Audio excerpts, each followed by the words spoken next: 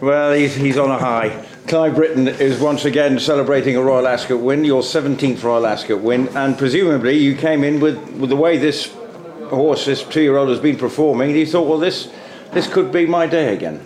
Well, I was pretty certain. Well, as certain as you can be when you've got a field of top horses against you. I was sure she was going to come and run a very big race. She'd been working extremely well. She'd done everything we'd asked her to do at home. She's improved from work to work. And the main hero of the piece is the girl that looks after RIZEENA. She practically lives with her. And the other was Nibblish. Now, Nibblish taught her how to stride. And he's been a lead horse for her for the last 3 months. And she was a filly that was wanting to get everything over too quickly. So she wasn't using her action through little short strides. But Nibblish is, if you've seen him today, he's a great walker and a great mover. And so she did all her prep work behind him. And then the fast work, she was good enough with a horse rated 105 to sit behind and pop him.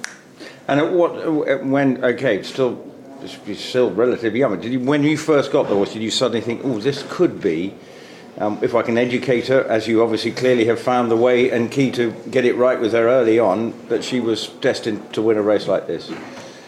Well, very much so, but then every horse I train, I'm often accused of pitching them in too high, whatever you call it. But every horse that I train with the hope that we can make a listed Group 3, Group 2 classic winner. And I give them all the same chance. There's no, well, this is backward, put that as they all have a certain routine to do. They're all fed a certain way. And the exercise, it's well documented. I'm on the heath in the morning, and my horses are a little bit green when they come to the races because they don't see another horse.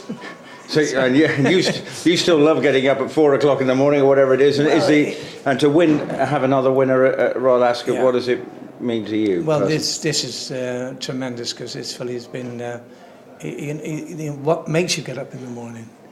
At 3:30. And when go did in you? The yard at 4, and then go around with the polos. Every horse gets a polo in the morning, and at 8 o'clock at night, 8:30, I check the mangers, and they all get a polo again.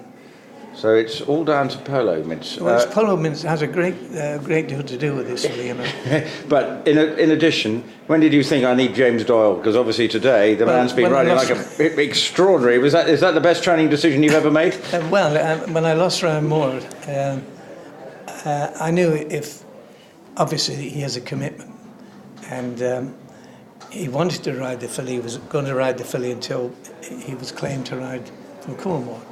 So this I get to know 24 hours before, and I rang James's agent, Mr. Agus, and said, we had a choice, James or his other jockey, who's very good as well. But I said, well, I want somebody who can come and sit on the filly. This is something special. But I want them to go to the races knowing they're not on a donkey, they've got a chance. Now you fill the jockey's mind with,